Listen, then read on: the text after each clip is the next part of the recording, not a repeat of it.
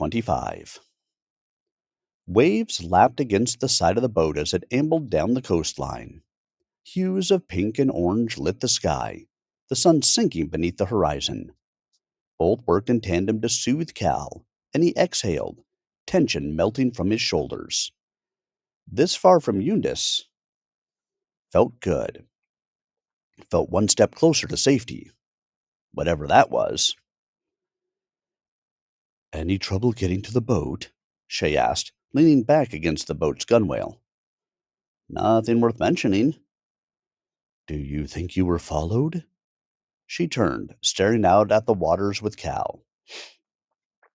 He shot her a look, one that said she should know better. She raised her eyebrows in response. Just making sure. Not like we're in our usual company. Besides, you don't trust her. Cal turned back to the waves. I get it. No, I don't. But I trust you. Shay sighed.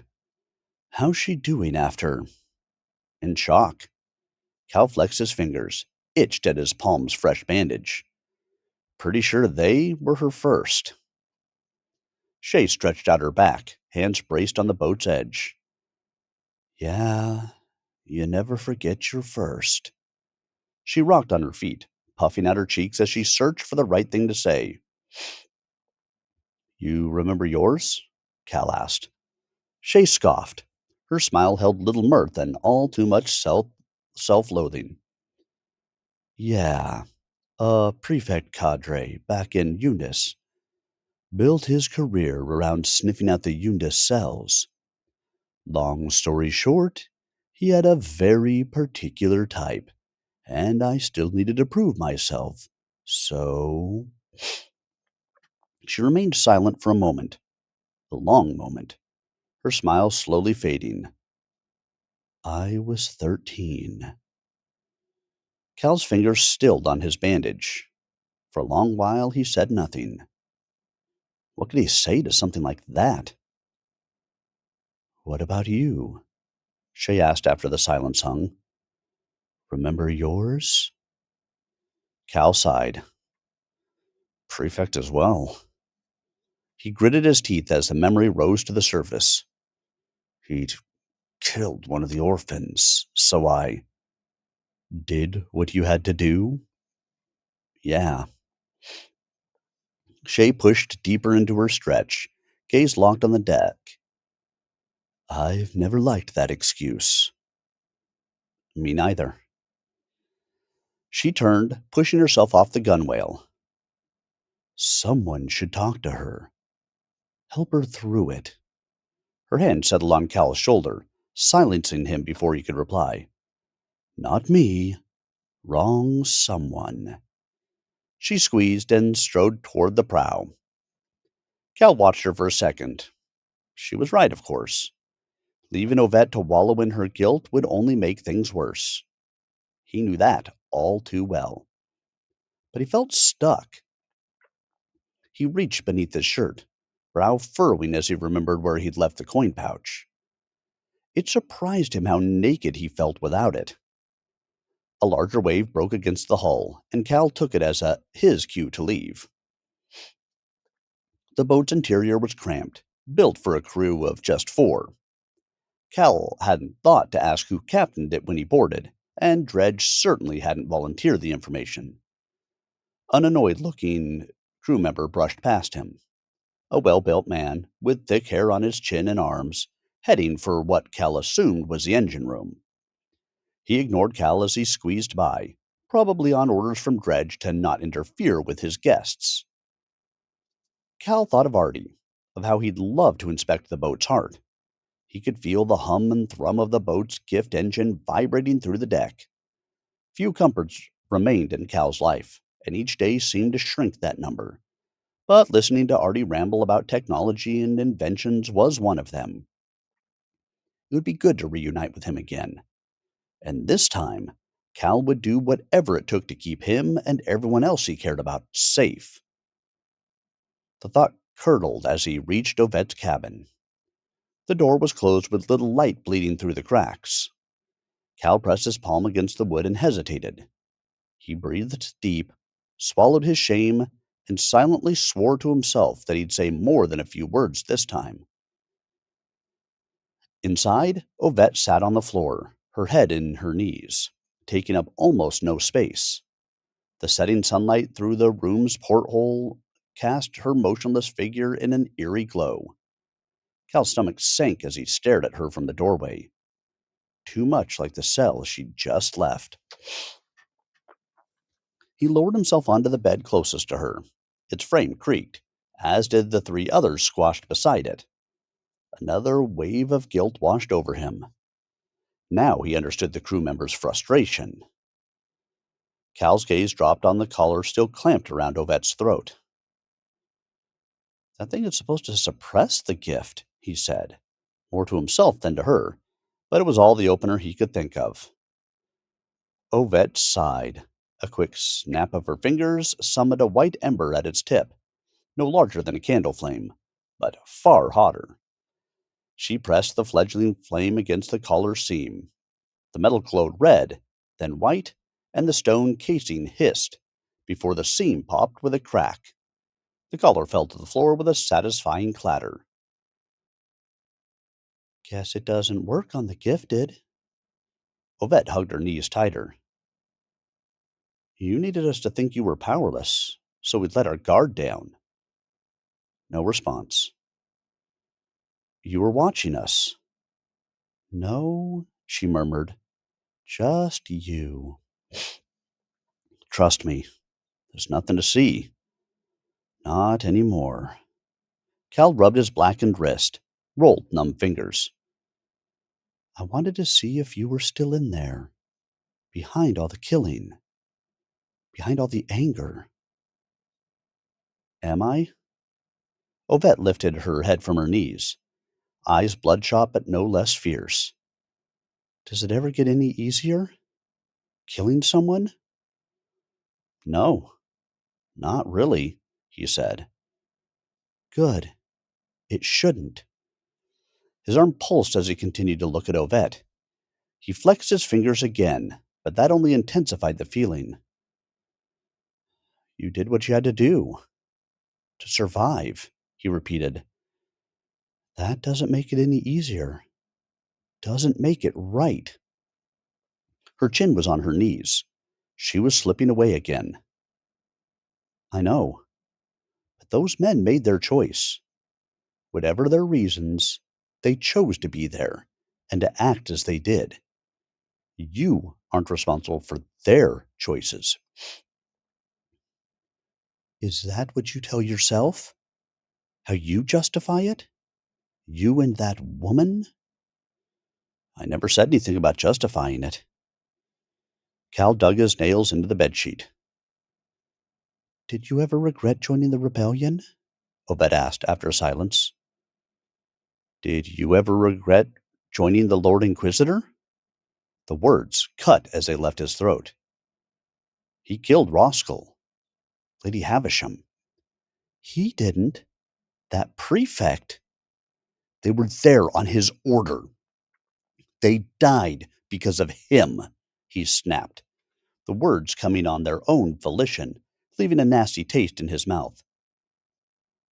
They didn't die because of him. Ovette shrank into herself. They died because of me. Her reply felt like a punch to the gut. I never joined him.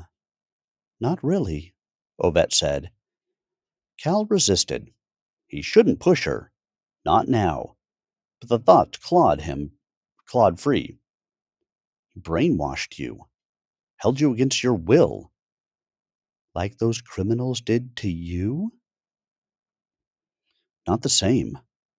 I survived. I grieved. I spent years of my life blaming myself. And what did you do? You stayed with the man who killed our family.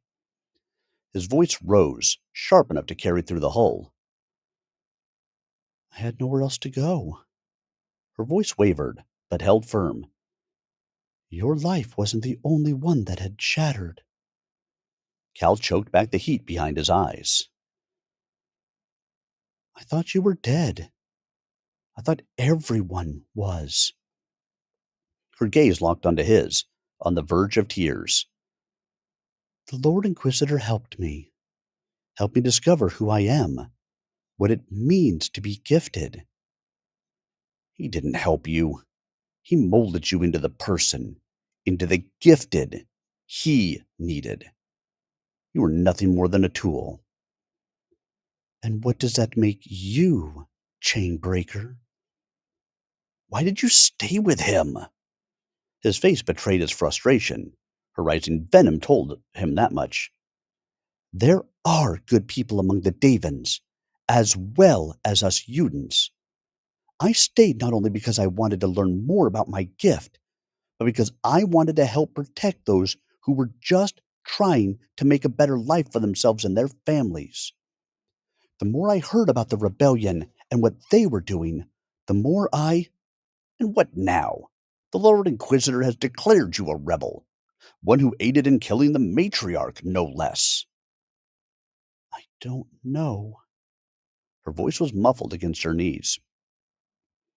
He took care of me for so long, guided me, while the hand protected me, made me feel safe. Cal's stomach twisted at the thought of the hand. That thing made you feel safe?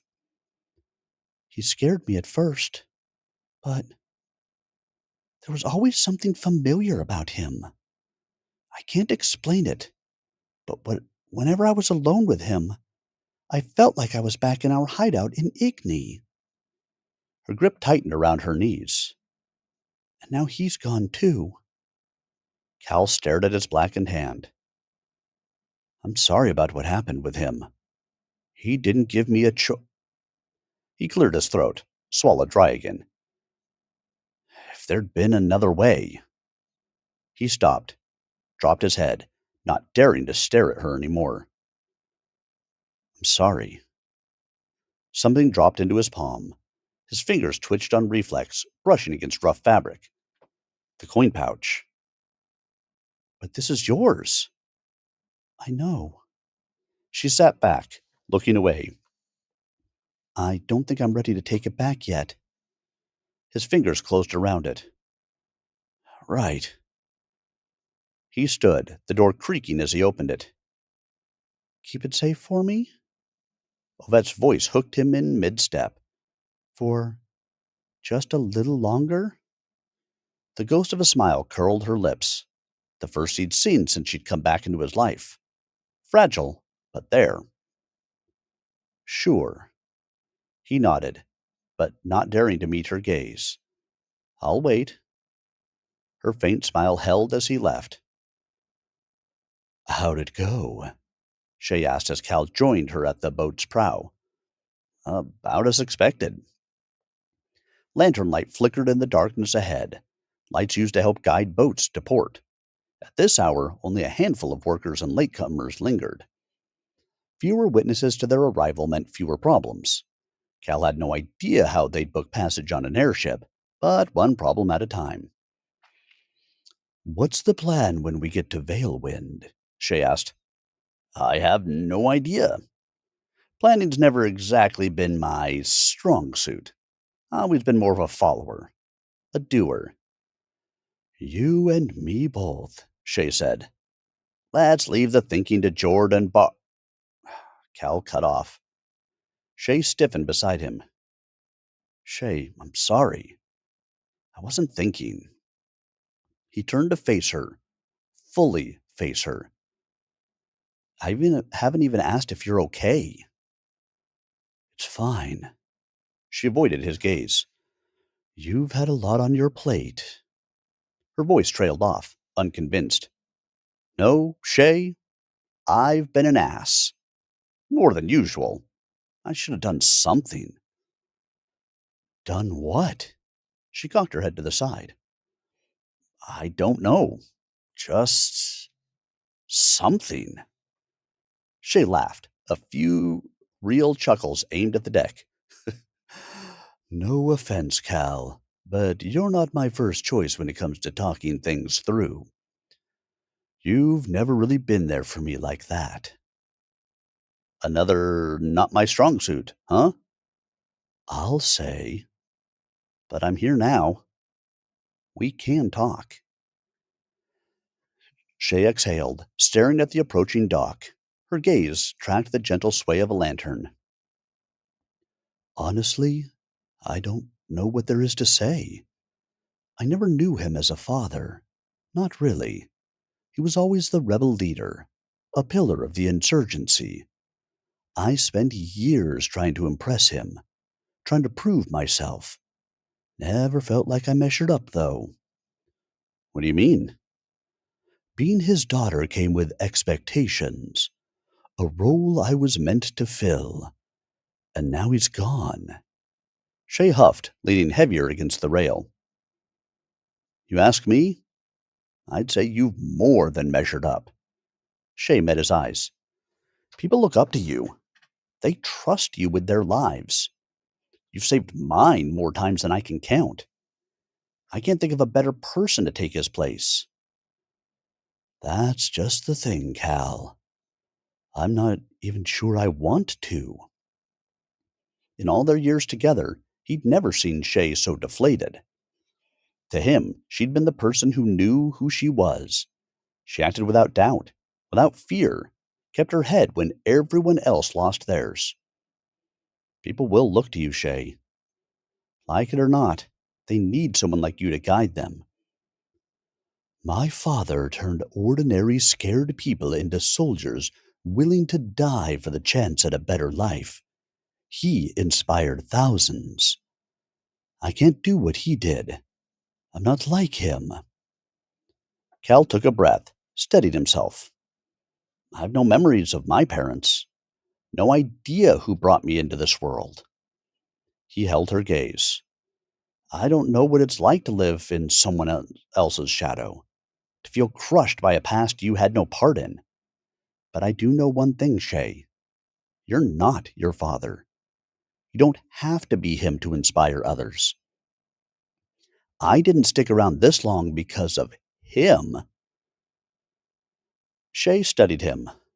Well, there's a first.